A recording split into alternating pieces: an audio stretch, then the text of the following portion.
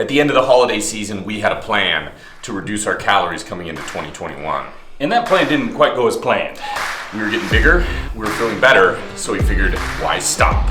So we're gonna try to reach 250 pounds of pure solid grade A meat. It's a race to the finish line. Yeah. Which brother can hit 250 pounds first? So today, we're gonna be taking measurements, we're gonna be weighing it, and we're gonna be getting a killer full body compound workout. So who are you? Team Hudson or Team Brandon? Prepare yourselves. This is the beginning of the Bull Brothers. Game on! We gotta get this started by weighing in, so I'm gonna step on the scale, see where I'm at.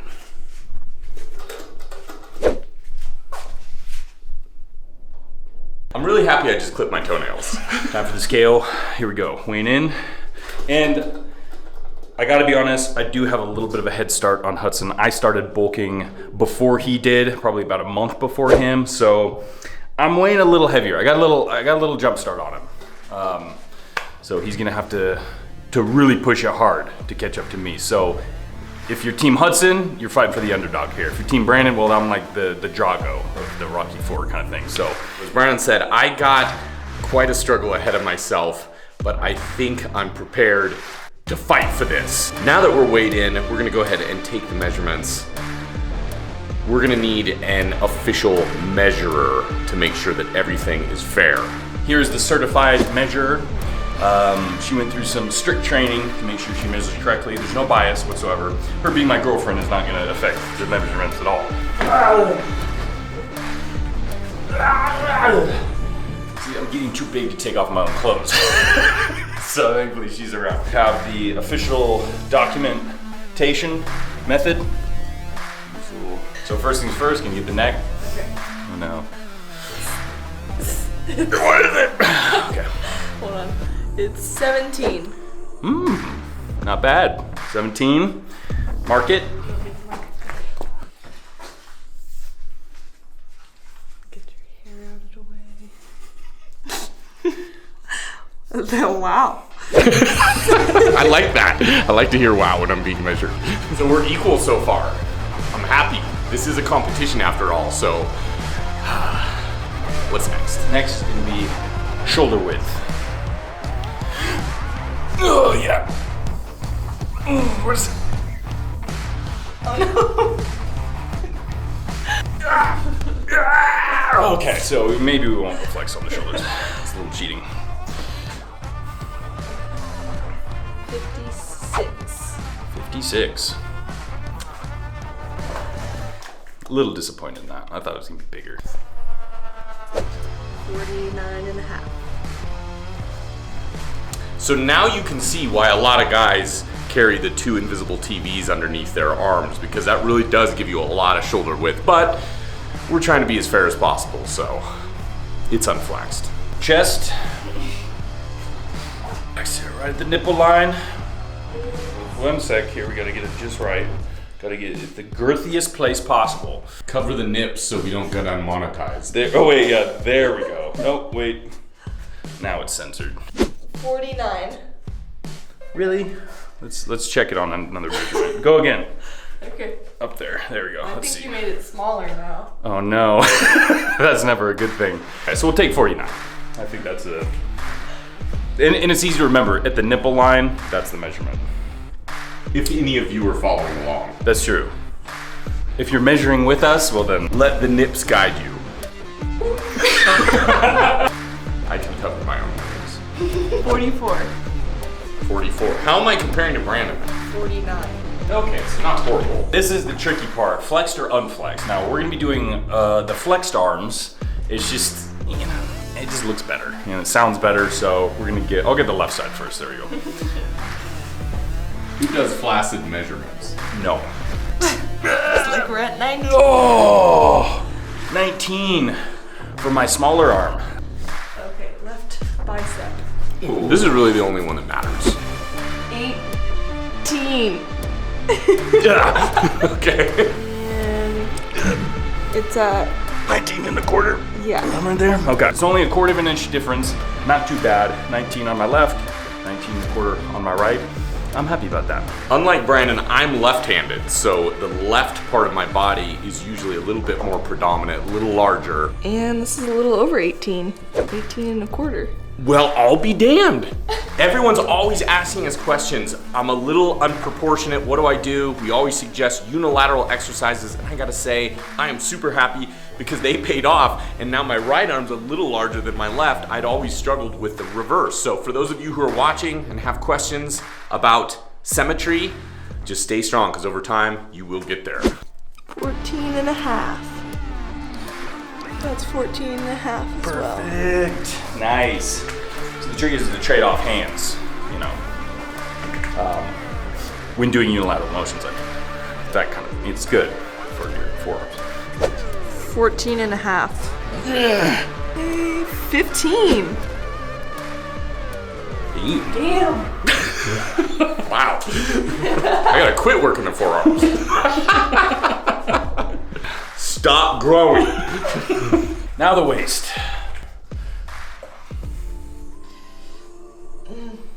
Pretty thick.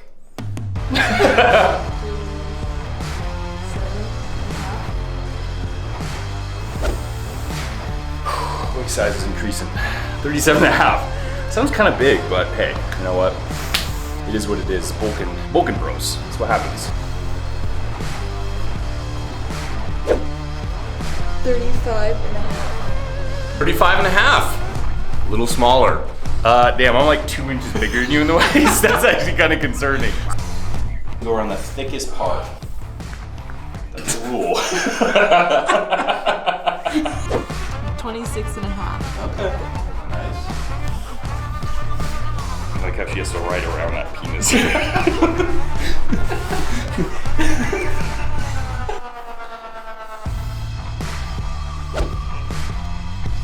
27. Ooh. Did you see that? There's a bigger difference. That actually is. See, this is why it's good to take circumference measurement. I'm going to be working on my left thigh a little bit here during the bulking period. 25 3/4. I'm happy with that. I'm definitely very happy with that. You know, that's something about measuring in, actually. I don't do it that often. So when you do it, it's almost like we're filling out a Buff Dudes report card right now. We're getting all our numbers, and I'm satisfied so far. And that's also great because it's so important to log your journey. A lot of people always contact us. They go, maybe they're unmotivated after like a week or two, and you're thinking, you gotta take the progress pictures. You gotta know where you start, because a lot of times you've actually made really great progression. You just don't know it. So that's why it's important to take those photographs, measure in, and then the farther along you go and the more progress you're making, the more satisfied you feel. This is the one I'm really curious about because, of course, had a pretty big break on my right leg. I lost a lot of size, but I've been trying my best using those unilateral exercises to bring it back up to speed with my left. So drum roll, this is the moment of truth. 25 3/4. Yeah, that just made my day. I am super happy with that. In fact, it was a little unmotivating because I actually got some comments from some people about 2 years ago who would see me in person. They'd be like, wow, I can visibly see that your right leg is smaller in jeans than your left. That was a little hard to hear. So I'm super happy that everything is kind of more or less symmetrical. Now for the calves. Here we go. Last bit. 17 for your left. 17. There we go. It's good. This is the starting point. I feel pretty good about these measurements, and now we're gonna see how much these can increase during the months we're bulking and getting up to 250 pounds. 16. Someone we really like to follow is Steve Reeves, who said your arms flex should match your calves flex. So my arms are 18, my calves are lagging behind. That's gonna be a big goal during this bulk for me, is really to emphasize those calves, to try to bring them up so they're equal with the arms. 18 and a half. Yeah. Not too bad though. Yeah. The good thing is it's good to have a goal. That's the important thing. So my goals, I can already see, is really gonna be to work on the calves. Chest has always been a little bit of a lagging body part for me as well. I'm gonna be working on that. I'm ready for the challenge. Weighed in, measured in, now it's time to start the workout. We're gonna be using our Buff Dudes bulking plan through the duration of this series. If you want the book to follow along, make sure and grab your own copy, link in description. It's gonna be a hell of a lot of fun because of course we're working on size, but we're also gonna try to work on strength as well. So we're getting it started with day one. Here we go, full body, let's do this. Always very important to get your mobility, your warm-ups in before any kind of strenuous exercise, strenuous workout. Take the time, do your warm-ups, do your mobility. I like to do it for at least 15 minutes. It makes me feel a hell of a lot better. And since this is full body, we're gonna be doing a full body mobility routine, which is pretty simple. Got some full squats, got some lateral squats, got some pass-throughs, some external rotations. You know, you can keep it simple. You just really have to take the time to make sure you're warmed up. With the mobility, we're gonna be doing some warm-up sets as well. So very lightweight, at least for us. And we're just gonna be going a little bit higher repetitions to really get the form and function down and the feeling of the motion. We're starting with some back squats. And then from there, we're gonna slowly add up a little bit more weight so that way we can reach 6 repetitions for the 3 working sets. We'll stop at 10, feels good. Really working on that hip hinge, pushing the hips back, really getting that kind of feeling and activation of the hamstrings and glutes as well as your quadriceps. I think a lot of people unfortunately will lack a lot in the hip hinge, so you really want to try to push those hips back, activates the hamstrings, the glutes to really stabilize the motion. Open your hips up, widen your stance, push your knees out, and that's really gonna help not only put your knees in the proper positioning to follow your toes, but also get that better activation in your legs as well. We're clean shaven, and years ago when we did our other bulking plan, we started like this and then we continued to grow our beard. So let us know if you want us to do that again. Not only which brother can get to 250 first, but which brother can grow the biggest beard first. And this is also a challenge to all of you out there. If you want to follow along with us, start the bulk, start the beard, let's do it all together. It's doing pretty good. You know, it's funny when you're not used to going that heavy. When you start going heavy again, it's just a whole new ball game. So you want to make sure those muscles are there to support that structure, that bones, those joints. So yeah, it's one of those things where you want to work up to strength. You want to slowly work up into that heavier weight. Don't jump the gun, take your time, and be patient with it. Because there's definitely some good rewards to get that strength, but unfortunately, there is also a chance that you can injure yourself because you're going so heavy, so just take your time.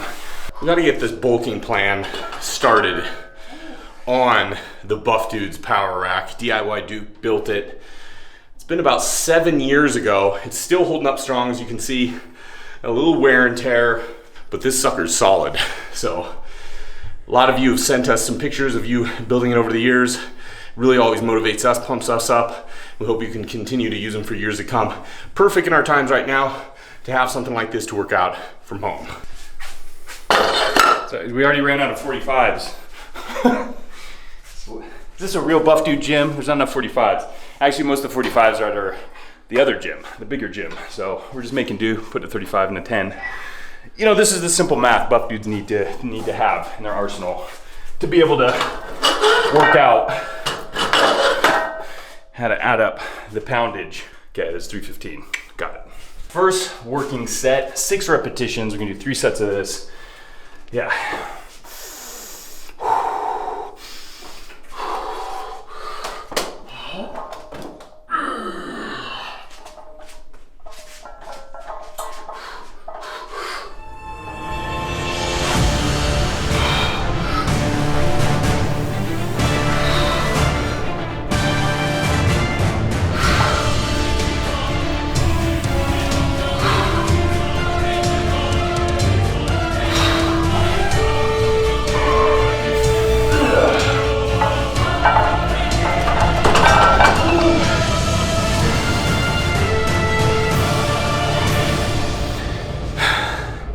Only 2 more sets. Nice. Starting to get a little pungent in here. Not a lot of airflow in this basement. We always use that to gauge how well our workout's going while working on the Buff Dudes basement gym. If the air starts to get thick like fog, we're on the right track. Hit the largest muscle group, the legs. Now we're gonna go ahead and move on to back. The second largest, we're gonna be doing that with T-bar rows. Just start a little light, do another feel out set, much like with squats. And then we'll move on to our 6 rep working sets, which we're gonna be doing 3 of. It's light, but that's what it's supposed to be. Feeling that really good feeling and activation in the lats. You know, with the bigger plates here, it's a little bit of a shorter range of motion. If you want to get a farther range of motion, you would probably just use 25s. But the shorter range of motion isn't gonna ruin the exercise. It's gonna allow you to do a little bit extra weight is what we're going for. So you still want to try to get those elbows high, retract the scapula back, depress the shoulders so we get the most activation in the lats. Not necessarily a lot in the traps. If you're shrugging your shoulders up, depress them, pull with those lats, get a little flexion in your arms and cores, secondary muscle group being your biceps, a little bit in your rear deltoids. But yeah, really hit those lats, get that squeeze, and then bring down the bottom position. And of course, we're working in a little bit of a shorter rep range, 6 repetitions, so we're gonna go heavy. That's perfect. So just like the measurements, track it week by week with the goal of going up in small incremental amounts. More weight, more calories, more muscle. Oh, we got the overhead press next, but our ceilings are a little short, a little too short to do a full extension here. So we're just gonna do it on our knees. Not that big of a difference, thankfully. Still get that nice shoulder activation.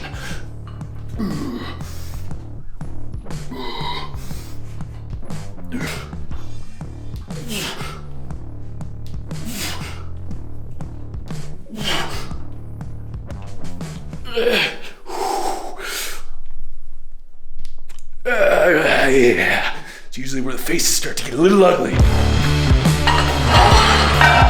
Got some close grip presses here. Gonna be working the chest. It is a pressing motion in a compound, but since the closer grip, it's going to also be working quite a bit in the triceps too. Get a good squeeze at the top, so really working the chest, the anterior deltoids, and the triceps in this exercise. So we're not gonna go as heavy as we typically would in a normal bench press, since it's closer grip. It's gonna be a little bit more difficult, but we're still gonna push it hard. 3 sets, 6 reps, 6, 6, 6. Here we go.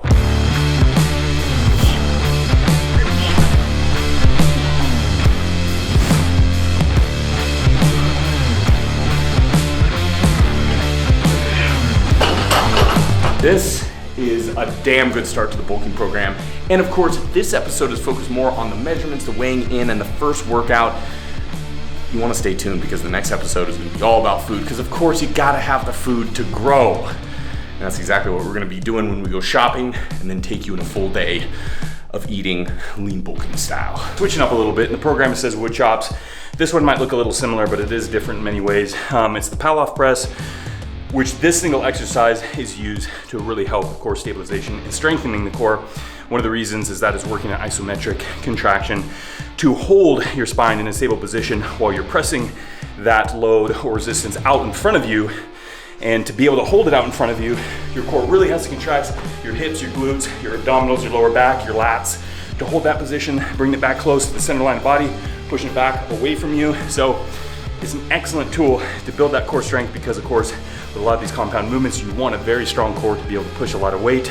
And this exercise, the Pallof press, is definitely gonna be very important to create that core strength. Got the measurements, got the weight, got the first workout of the Bulking Bro series. What's next? Next is you're either on Team Hudson or Team Brandon, because the race to the 250-pound weight limit has begun.